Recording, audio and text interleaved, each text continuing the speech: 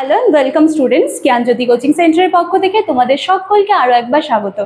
আজকে আমার আলোচনার বিষয় হচ্ছে শিখনের ধারণা, মানে মেইনলি শিখন যেই তোমাদের টপিকটা তোমাদের সিলেবাসে প্রোভাইড করা হয়েছে তার যেই ধারণাটা আছে, যেমন তোমরা যারা এর আগে সেমিস্টারে আমরা ক্লাস করেছে তারা সকলেই কিন্তু জানো যে কখনোই কোনো একটা সাবজেক্ট আমি ডাইরেক্ট জাম্প কিন্তু করি না। কারণ দেখো, শিখন নিয়ে আমাদেরকে জানতে হবে এবং তার আগে সবার প্রথমে আমাদের প্রয়োজন হচ্ছে যে শিখনটা কি, তার কনসেপ্ট বা তার ধারণা কি সেটা কিন্তু ক্লিয়ার করতে হবে। এবং সেই মতোই কিন্তু আজকে আমার এই ক্লাসটা, আজকের ক্লাস বা আজকের আলোচনার বিষয়ে যাওয়ার আগে আমি তোমাদের ছোট্ট একটা ইনফরমেশন দিয়ে কিন্তু ক্লাসটা শুরু করতে চাই। দেখো, তোমাদের এই সেমিস্টারে আমাদের অ্যাডমিশন কিন্তু জ্ঞানজ্যোতি কোচিং সেন্টারের পক্ষ থেকে অনেক দিন আগেই কিন্তু শুরু হয়ে গিয়েছে এবং আমাদের যে পেইড ব্যাচে যে ক্লাসটা প্রোভাইড করা হয় সেটাও কিন্তু শুরু হয়ে গিয়েছে আমাদের, ঠিক আছে। আমাদের maybe 5th or 6th class চলছে অনলাইনে পেইড ব্যাচে, ঠিক আছে। তো আমি তোমাদেরকে এটাই সাজেস্ট করব, তোমরা যদি ইচ্ছুক থাকো তবেই কিন্তু আমাদের জ্ঞানজ্যোতি কোচিং সেন্টারের সাথে তোমরা যুক্ত হয়ে যেতে পারো। আমাদের এখানে কিন্তু সমস্ত রকমের সাবজেক্টস প্রোভাইড করা হয়ে থাকে এবং আমাদের সাথে সরাসরি যুক্ত হতে গেলে তোমাদেরকে এই কর্নারে দেওয়া দুটি নাম্বারের মধ্যে যে কোনো একটি নাম্বারে কিন্তু যোগাযোগ করে নিতে হবে। এই নাম্বার দুটি হলো আমাদের জ্ঞানজ্যোতি কোচিং সেন্টারের অফিসিয়াল হেল্পলাইন নাম্বার। এই দুটি নাম্বারের মধ্যে যে কোনো একটি নাম্বারে কল করলে তোমরা তোমাদের কোর্স ফি নিয়ে যা জিজ্ঞাসা রয়েছে, এছাড়া অনেক বাচ্চাদের কিন্তু তাদের সাবজেক্টস নিয়ে অনেক ধরনের কনফিউশনস এখনো রয়েছে, তো সমস্তটাই কিন্তু তোমরা ক্লিয়ার করে নিতে পারবে। কথা না বাড়িয়ে আমি একেবারে আজকের আলোচনার বিষয়ে চলে আসছি। দেখো, শিখন, ঠিক আছে, লার্নিং।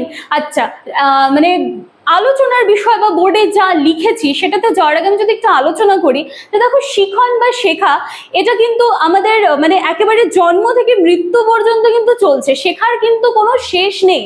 এবং এই শেখাটা যদি আমরা বলি যে শুধু পুঁথিগত বিদ্যা বা আমরা পড়াশুনো করার সময়কালটায় যেই শিক্ষাটা আমরা গ্রহণ করছি সেটাকে যদি শেখা বলি বা সেটাকে যদি শিখন বলি, তাহলে কিন্তু দেখা যাচ্ছে যে মানে প্রপার শিখনটা কিন্তু এক্স্যাক্টলি ওই সীমাবদ্ধ থাকা শিক্ষাটুকুকে কিন্তু কখনোই আমরা শিখন বলতে পারি না। এক্সাম্পল যদি দিই, মনে করো যে কেউ প্রথমবারে এরোপ্লেনে চেপেছে, তো সেখানে মানে তার সেটা ফার্স্ট এক্সপিরিয়েন্স ছিল। এবার সে সেখানে চাপতে গিয়ে নানান ধরনের তার অভিজ্ঞতা হয়েছে, সিট বেল্ট কি করে পড়তে হয় বা আরো যা নানান ধরনের মানে ইয়েগুলো থাকে, অ্যাক্টিভিটিস গুলো থাকে, তো সেগুলো তার আগে কখনো এক্সপিরিয়েন্স হয়নি। তো এবার তার এই জিনিসগুলো এক্সপিরিয়েন্স হয়েছে, তার মানে কি সে সেখান থেকে কিছু শিখেছে, শিখে এসে সে আলোচনা করছে যে আমি এই সব আমার এক্সপিরিয়েন্স হয়েছে, এখান থেকে আমার শিখনটা হয়েছে, আমি কিছু শিখেছি। তো এটাই মানে একেবারে সহজ পাতি ভাষায় বলতে গেলে এটাই কিন্তু শিখন। এবার আমরা বইয়ের ভাষায় আসবো। তো পুরোপুরি শিখন কি তার সংজ্ঞায় যাওয়ার আগে আমি চাইবো যে কয়েকটা উদাহরণের সাহায্যে যেন তোমাদেরকে একটু ব্যাপারগুলো আমি ক্লিয়ার করে দিতে চাই। দেখো, সবার প্রথমে লিখেছি 4 মাস বয়সে শিশুর ব্যাবলিং করা। ব্যাবলিং করা কি? বাচ্চারা যখন আধো আধো ভাষায় কথা বলে, ব্যা ব্যা ধা ধা এই ধরনের শব্দগুলো যখন তারা উচ্চারণ করে, তো সেটাকে কি বলে? ব্যাবলিং করা বলে, ঠিক আছে। আমি প্রত্যেকটা একটু এক্সপ্লেইন করে দিচ্ছি, দেন আমি বলছি যে এখান থেকে কোনগুলো শিখন এবং কেন শিখন, এবং কোনগুলো শিখন নয় এবং কেন সেগুলো শিখন নয়। আচ্ছা, দেখো, নাম্বার 2-তে রয়েছে ছাত্রের কবিতা মুখস্থ করা। তার মানে কোনো একটা বাচ্চাকে তুমি যদি একটা কোনো কবিতা জিজ্ঞেস করো, সে কিন্তু দেখা যাচ্ছে যে সে সেটা বলতে পারছে। এবং কেন বলতে পারছে? কারণ তার পূর্বে একটা অভিজ্ঞতা হয়েছে, সে সেটা পড়েছে, সে মুখস্থ করেছে, সেজন্য নিশ্চয়ই সে সেটা বলতে পারছে। আচ্ছা, এরপরে দেখো, শিশুর সাপ দেখে পালানো। মানে করো যে একটা বাচ্চা রাস্তা দিয়ে যাচ্ছিল, যেতে যেতে সে হঠাৎ করে একটা এরকম সাপ দেখেছে, তো সেটা দেখে সে নিশ্চয়ই চমকে যাবে এবং সেখান থেকে কিন্তু পালিয়ে যাবে। আচ্ছা, নাম্বার 4 দেখো, শব্দবাজির আওয়াজ শুনে হঠাৎ চমকে ওঠা। বেসিক্যালি সবার সাথেই হয়, হঠাৎ করে এরকম কিছু সাউন্ড যেটা ক্রিয়েট হয়ে গেছে, যেটা আমাদের মানে অজান্তেই হয়েছে, তো সেটা শুনে স্বাভাবিক চমকে ওঠা। এবং 5 নম্বরে রয়েছে নাম জিজ্ঞেস করায় নাম বলা, ঠিক আছে।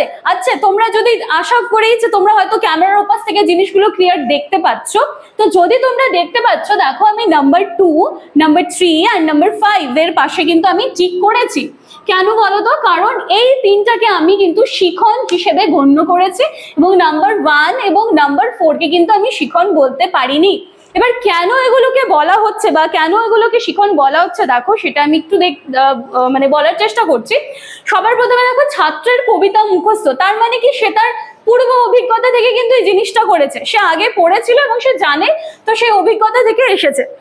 এরপরে শিশুর সাপ দেখে ভয় পালানো। দেখো, ভয় পাওয়া যে ব্যাপারটা আছে সেটা কিন্তু একটা প্রতিবর্ত ক্রিয়া বলা হচ্ছে, এবং তাকে কিন্তু সেটা বলা হয়েছে যে এরকম যদি বিষাক্ত কিছু দেখো তুমি কিন্তু সেখান থেকে পালিয়ে যাবে। তাহলে অবশ্যই সেখানে একটা পূর্ব অভিজ্ঞতা তার কাজ করেছে।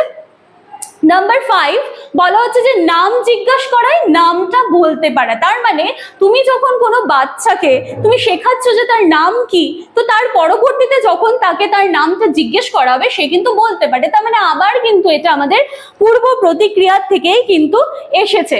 সেই জন্য আমি নাম্বার 2, নাম্বার 3 আর নাম্বার 5 কে কিন্তু শিখনের মধ্যে রেখেছি, কারণ এই সবটাই কিন্তু একটা অভিজ্ঞতা থেকে আসছে। এইবারে দেখো, তোমাদের আমি যেটা সবার প্রথমে আলোচনা করতে গিয়ে বললাম যে শিখনের একটা পাতি বাংলা ভাষায় যদি সংজ্ঞা দেওয়া হয়, যেটা আমি দিয়েছি, কিন্তু বইয়ের ভাষায় যদি আমাদেরকে বোঝানো হয় তাহলে বলতে হয়, তাহলে হয়তো এভাবে বলা যেতেই পারে যে শিখন হচ্ছে একটা আচরণের পরিবর্তন। সেই পরিবর্তন যেখানে বৌদ্ধিক, সামাজিক, প্রাক্ষবিক ইত্যাদি সব দিক থেকেই হতে পারে।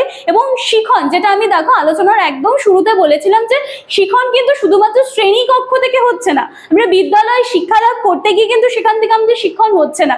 আমাদের এই যে পুরো যে জীবনকালটা আছে, পুরো জীবনকালেই কিন্তু আমরা কিছু না কিছু শিখে থাকি, এবং সেটাই কিন্তু হচ্ছে আমাদের শিখন। তাহলে আজকে তোমাদের শিখনের যে কনসেপ্ট ছিল সেটা কিন্তু এটাই। আমি যতটা সহজ ভাষায় সম্ভব হয়েছে তোমাদের সামনে কিন্তু নিয়ে আসার চেষ্টা করেছি। আশা করছি আজকের ক্লাসটা তোমাদের ভালো লাগবে। ভালো লাগলে লাইক, কমেন্ট, শেয়ার, সাবস্ক্রাইবের আশা রাখলাম। পরবর্তী দিনের ক্লাসে লার্নিং রিলেটেড আরো যা তোমাদের পয়েন্টসগুলো আছে সবগুলো নিয়ে কিন্তু আমি একেবারে ধারাবাহিকভাবে আলোচনা করব। চলো, আজকের ভিডিওটা এখানেই শেষ করছি। দেখা হচ্ছে একেবারে নেক্সট দিনের ক্লাসে। Thank you.